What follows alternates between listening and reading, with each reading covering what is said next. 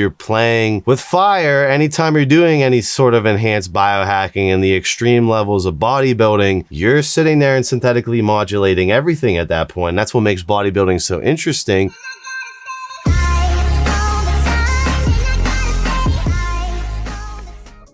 What is up, everyone? It's Russo. I hope everyone is doing well. ASMR sip is 1907. Check on 1907.com. ASMR spritz is Intelligent Elephant Carbon. Check out all my source lists in the description, and the Young LA Pimp Jacket is also available with coupon code Russo. Today, I am talking about why skipping PCT is stupid. So, PCT's post-cycle therapy is the speed bump for when you're on cycle, abusing synthetic androgens, you shut down your hormone axis, your natural testosterone, all that shit's out of whack. Whatever compounds you're using on cycle are probably cascading to higher amounts of DHT, estrogen, prolactin, which then if you stop cold turkey and you, for example, aren't at an optimal body fat to even be on cycle, well, guess what? You're probably going to have higher estrogen. When you come off cold turkey, your HPTA is going to slowly try and turn back on. If it does, remember, it's always a roll of the dice every time you go on cycle. I know dudes who have ran 200 mgs, boom, on test for life. And I've known dudes who have run grams, come off cold turkey, boom, back at 600 natural testosterone. It's a case-by-case individual basis. That's, again, my biohacking perspective. That being said, right, if we have a not optimal body fat, you used a bunch of compounds that convert to estrogen, and then you're like, oh,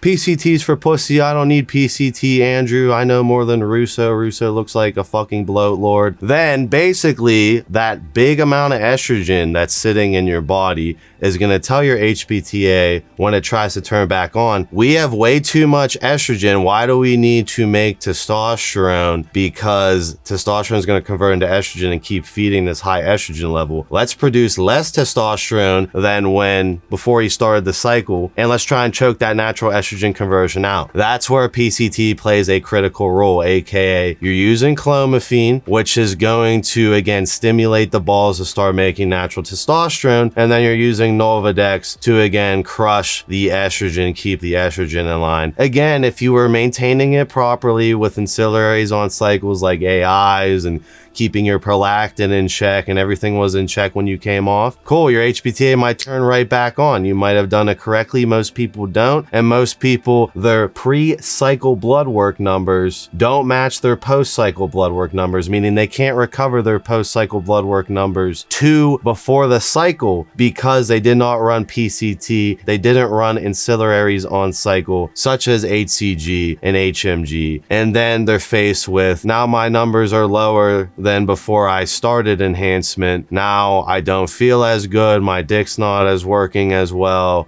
Blah, blah, blah. A lot of this can be mitigated with an actual post-cycle therapy. And that being said, post-cycle therapy is nothing but a speed bump trying to help your natural HPTA kick back on. If you're going to use synthetic drugs to shut your HPTA off, why is it such a common thing to skip the money to get the drugs to turn the HPTA back on? That's what I do not understand. It doesn't compute with me when dudes come in my DM box, hey bro, I ran this, and this.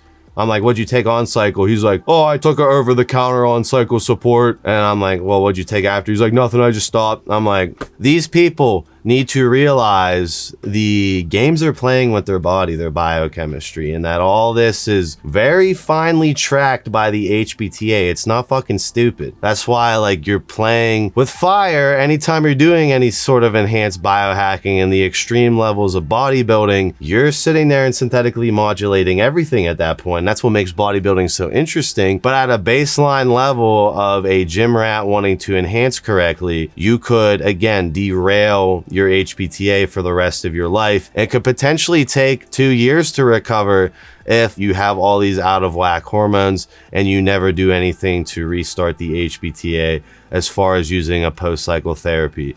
What does Russo recommend for post-cycle therapy? So there's clomiphene, which is linked to a lot of suicides in bodybuilding and is not a side effect free drug, and at over 100 milligrams a day can lead to permanent eyesight damage. It's something to take into consideration that Clomid's no joke, right? I don't enjoy being on Clomid. Every time I watch, a movie on Clomid, I'm crying my eyes out. I'm an emotional bitch. It's like a male period in a bottle, basically. So enclomiphene was developed as the evolution of clomiphene. So clomiphene, I believe, is 2 different compounds called zooclomiphene. I'll have Andrew look this up. I already made a full clomiphene video and I can't pull it out of the top of my head, but these are 2 isomers. They split the isomers and got rid of zooclomiphene, which again is associated with more of the side effects as far as the emotional, and then enclomiphene is the more refined version that apparently is more potent at less of a dosage and you have less overall emotional side effects. I've tried multiple brands of enclomiphene, and again, if I push the dosage high enough, I still get the emotional side effects, but this is going to make my balls start to crank out natural testosterone. If you would actually go and get a licensed PA to try and modulate your hormones, for example,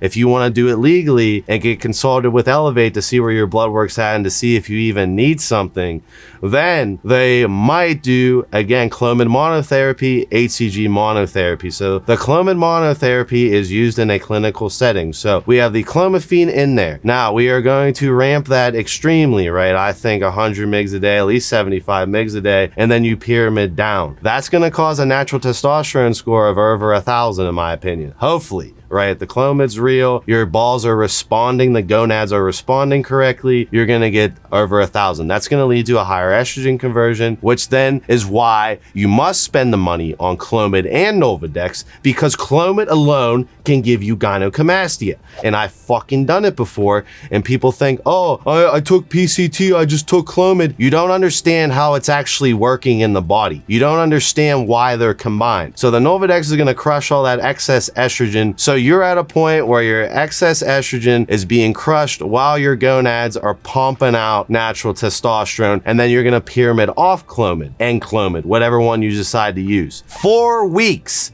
after your last dosage of Clomid, after you pyramid down, which you should pyramid down to like 20 mgs a day. You have to wait 4 weeks. The half-life of Clomid and Clomid is 1 week. Meaning you need to wait 4 weeks and then pull bloods to see where your baseline numbers are at post cycle. Don't go pull bloods while you're on Clomid. That's stupid. You're using a synthetic drug to cause your gonads to produce a bunch of testosterone. You must wait for the synthetic drug active life to get out of your system 4 weeks, and then boom, you can see your actual baseline after you did the cycle. I hope that gives you some insight. Please thumbs up this video if you found it informative, and I'm going to get very, very informative into this new year. So I hope you guys support. I'll see you in my next one.